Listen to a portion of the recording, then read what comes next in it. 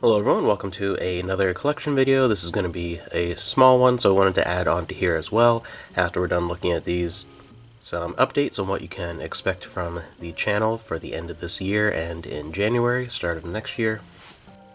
So for the collection video, we're going to look at what we have currently for the Marvel Cinematic Universe, and as always the collection videos talk a little bit about my experience with them before we get into it. Until about a year and a half ago, I'd only seen a handful of the Marvel movies. I wasn't really into them, and I could make a whole video talking about why, even though I do enjoy the ones that we have, there's still a little bit of annoyance with what they have partially created. They're part of the problem with the modern Hollywood system. And again, that could be like its entire own 20-30 minute discussion about what it's helped create, and they're largely responsible for why I'm not as into a lot of the modern TV and movie productions as I am anything from the past. As far back as I enjoy a lot of movies from the 20s and the 30s. 30s is one of my favorite decades for film, all the way up to the early 2000s, and just very recently, not as much. But as far as the Marvel movies, I had only seen the first Iron Man, I think the first two Thors, the first Captain America, and the first Avengers movie before 2019. That's all I had seen at all. And then around 2019, 2020, Amanda started getting me more into them because she had seen more of them. And then last year with Disney Plus, I went through and watched the majority of them, and they are what they are. They are fun, high-quality productions, but at the same time, they're it is what it is. It's like it's what I would call like a popcorn flick, like your summer candy. They're big, fun, special effects driven adventures, but that's kind of all there is. There's not a lot of substance to them, even though they can have some good performances and interesting storytelling. They're just kind of fun. Like, it's what I would throw on if I'm watching something like Commando or something like that with Arnold Schwarzenegger, like that type of thing, where it's just kind of a fun time for a couple of hours. And I do have some favorites and some that I don't like as much, but first off, we'll go through the collection. And Amanda's very much similar. She's more into these than I am, but the same thing where we both enjoy them, but none of them are going to be like favorite movies or anything like that. So we went through the different releases, trying to figure out what to get, and ended up going with these newer releases for a bunch of these to save as much room as possible, because they were not ones we needed a huge, big collection of. So they have been releasing a lot of the franchise in these movie packs where they're still each on their own individual Blu-ray, but it only takes up the shelf space of just one for anywhere from 2 to 4 movies, depending on which set. So the Iron Man, and they all line up on the spine pretty nicely. Iron Man, the Thor 3-movie, Captain America 3-movie pack, the Avengers 4-movie, Ant-Man, and Guardians of the Galaxy. And those 4 are actually my favorites, Ant-Man and Guardians of the Galaxy.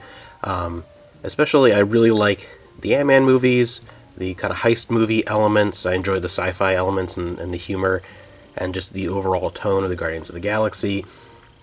They just feel a little different and show that you don't have to have, with the Ant-Man movies especially, this constant building of sort of the DBZ syndrome, where everything has to be bigger than what came before it. It's always the end of the world, it's always the end of the universe, and keep building and building and building. And I think a lot of the modern Marvel Universe is doing better with the idea of you can have smaller scale, more personal stories, and a lot of times the storytelling is better in that regard. But I really like the Ant-Man and the Guardians of the Galaxy. And the Spider-Man 2-movie collection, I've always been a big fan of Spider-Man. Probably my favorite Marvel product as far as TV and movies is the 90s Spider-Man animated series. I've always really loved that, and I like Spider-Man. And as of the time that I'm filming this, Amanda and I are going to go tomorrow to see the next Spider-Man movie in theaters. We're gonna do our own little, date day, go out to breakfast, see a fairly early showing of the next Spider-Man, which I'm very excited for, and then exchange Christmas presents and that kind of stuff, so that'll be a fun time. I think I'm absolutely going to love it, because I enjoy these Spider-Man movies, and they're great, and I like Spider-Man in general, so very excited for that. And then probably right after that, my least two favorite, we have Doctor Strange and Captain Marvel.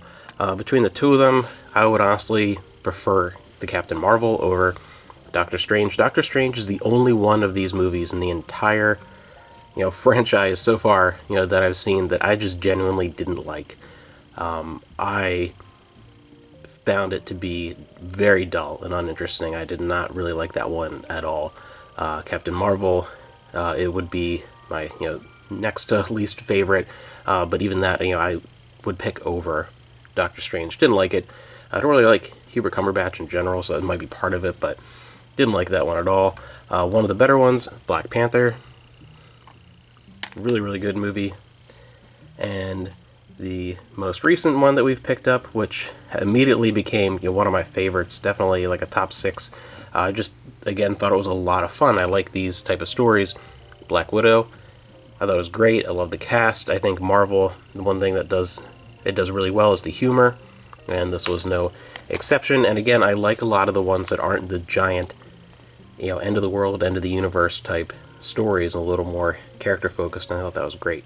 So that is a look at our Marvel collection so far, because there could be a few more in the future, who knows.